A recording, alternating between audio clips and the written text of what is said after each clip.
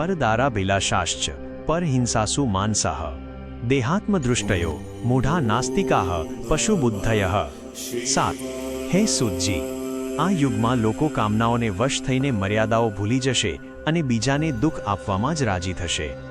અજ્ઞાનતા એટલી વધી જશે કે મનુષ્ય આ નાશવંત શરીરને જ સર્વસ્વ માની લેશે અને પોતાના અમર આત્માને વિસરી જશે।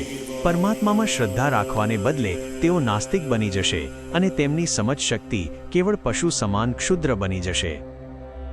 ઋષિઓની વાણીમાં હવે અત્યંત ઘેરી ચિંતા અને ધ્રુજારી અનુભવાય છે, કારણ કે તેઓ જોઈ રહ્યા છે કે કળિયુગનો માનવી પોતાની પવિત્રતા અને વિવેક સંપૂર્ણપણે ગુમાવી બેસશે। જે માનવ હૃદયમાં પ્રેમ અને કરુણા હોવા જોઈએ ત્યાં હિંસા અને પરપીડનનું ઝેર પ્રસરી જશે અને મનુષ્ય પોતાની ઇન્દ્રિયોનો ગુલામ બનીને સંબંધોની ગરિમાને લજવશે। આ શ્લોક દ્વારા તેઓ સૂતજીને સમજાવે છે કે જ્યારે માણસ પોતાની જાતને માત્ર એક માટીનું પૂતળું એટલે કે દેહ માની લે છે, ત્યારે તે આધ્યાત્મિક જ્ઞાનથી વંચિત રહીને અંધકારમાં ભટકે છે। ઈશ્વર પ્રત્યેની નાસ્તિકતા અને પશુ જેવી બુદ્ધિ તેને જીવનના ઉચ્ચ ધ્યેયથી દૂર કરી દેશે, જેના કારણે આખું સામાજિક માળખું વેરવિખેર થઈ જશે। ઋષિઓની આ વેદના એ જ વાતનો પુરાવો છે કે જ્યારે માણસ આત્મજ્ઞાન ગુમાવે છે ત્યારે તે ગમે તેટલો ભણેલો હોવા છતાં ખરેખર તો મૂઢ એટલે કે મૂર્ખ જ રહે છે।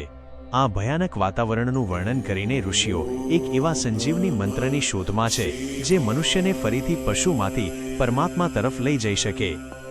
અંતે તેઓ શિવપુરાણના માધ્યમથી એ આશા જગાડવા માગે છે કે ભલે યુગ ગમે તેટલો બગડ્યો હોય પણ શિવનું શરણ લેનારની બુદ્ધિ ક્યારેય પશુ સમાન નહીં રહે।